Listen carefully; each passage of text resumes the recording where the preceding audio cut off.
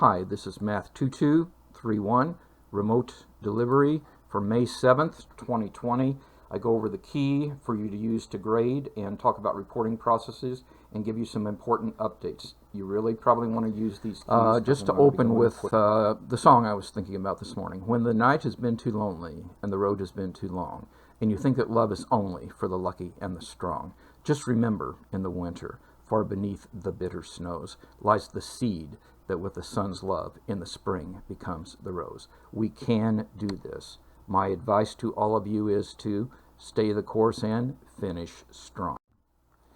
Okay, so here's the key for grading. We'll be going over that. You should grade it yourself. That will count for 50% of this quiz grade, and do self-reporting. Send an email to Jim soon. Now, my emails, I'm working through them, but this, actually the number is bigger than this morning. There will be an opportunity, in case you say, wow, but I really didn't do very well. There will be a recovery opportunity. Again, stay tuned. So my harvesting continues of things that you've told me.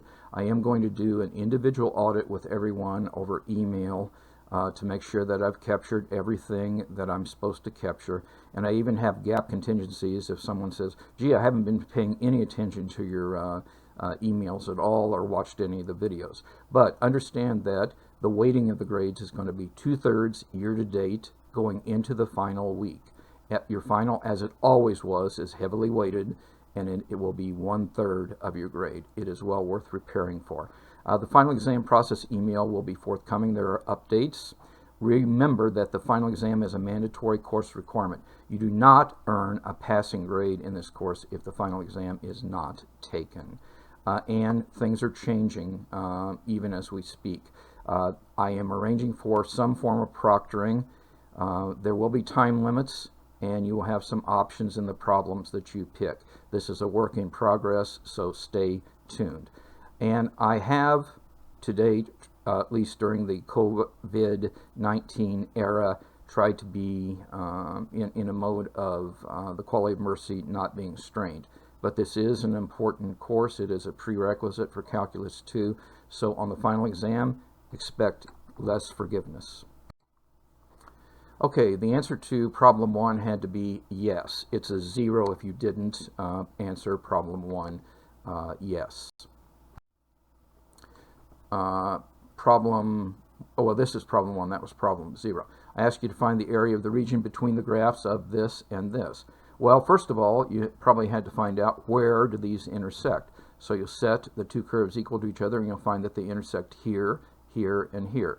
And then it's important that you sketch a graph, because it's always going to be the area of the curve that's on top minus the area of the curve that's on the bottom, and that's how we calculate the area. So these are the points of intersection. Over here, what you see is the cubic curve is on top. Over here, the quadratic curve is on top. So the area then is going to be these integrals, and this is what you get when you subtract them. You evaluate them. Your answer should have been 24. Number 2. I ask you to find the equation of the curve that passes through 1, 3 and has a slope of this at any point. Well, the slope being that means that this is a differential equation, and there's your initial conditions, and this is a separable differential equations. One of the things that you are supposed to know how to do. So we separate the variables this way. We integrate both sides and get this, and we plug in this initial condition when x is 1, y is 3 to get a value for c. And let's see, x was 1 and y was 3. Yes, so we get this, and then I exponentiated and got this as my curve. You had to have this curve in order to find your interval validity, which is from 0 to infinity. Number 3, you were to evaluate this integral exactly, and here's the substitution that will work.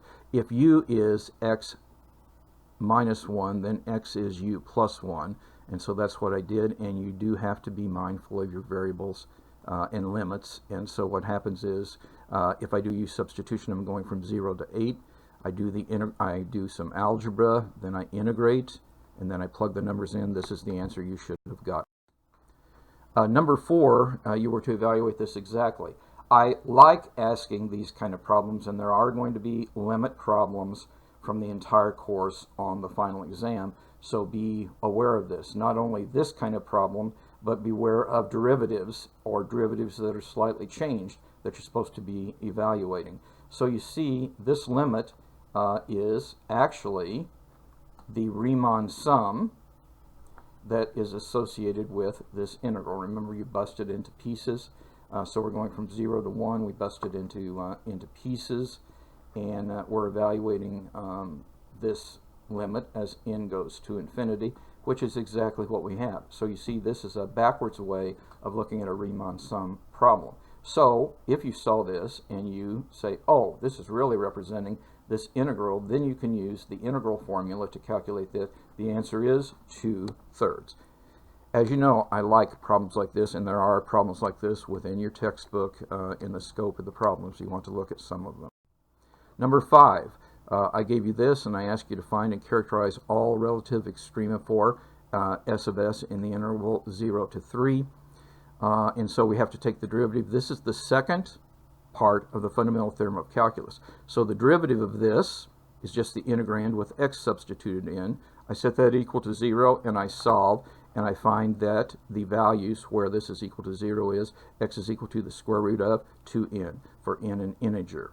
Okay, then what we can do is we can set that equal to 0, and when we set that equal to 0, we've solved and we get those, and we have to figure out, well, which of those are in 0 to 3.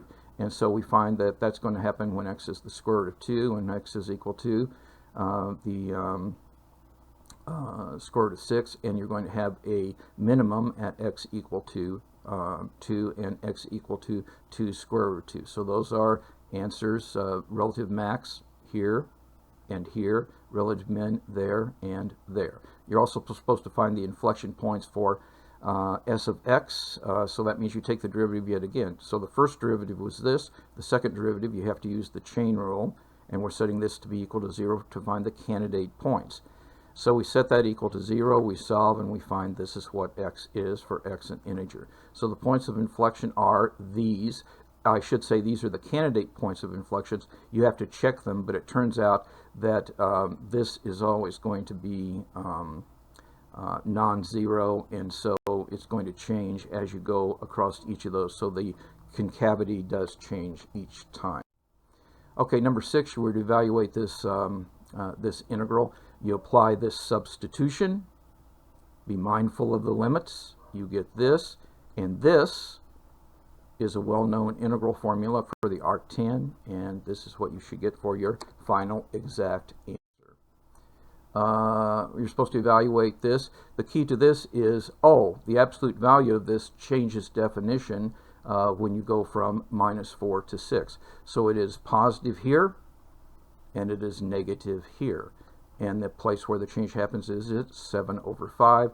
So you have to calculate that. Here it's calculated, but the answer you should get is 629/5. This was probably the most difficult problem here, but you had to do a substitution, and what you can do is substitute u equal to this. That means du is equal to this, and that means that dx is equal to that. And then you have an integral that looks like this. So now what you have to do is you have to say, how would I evaluate that? That's actually another substitution. You have to say v is equal to the square root of u, and you get this when you work through that substitution. So finally, 2 times this integral then is 2 times the arctangent. But then we'll substitute for v, and then we'll substitute for u, and this is what we're going to be evaluating at the end points. And you had to keep track of what the endpoints were and how those changed. I didn't put that detail here, but whenever you do this, you will get this for an answer. That's the exact answer, and I look at what you have and I see, is it really the same number? Not an easy problem. Number 9, this was using the properties of integrals. You had to evaluate this given all of these things, and you break it up this way, and you have to break it up this way, And what we know what all of these things are, we plug it in and we get 0 on this problem. I like these kind of problems too. Number 10, you were to evaluate this integral. This was probably just memorization. You had to make sure that you had memorized the antiderivative of the secant. I really should have put theta here instead of x. I was in a hurry, but it put theta there and you evaluated at the endpoints. That's a dummy variable. It really doesn't matter. This is the answer that you get.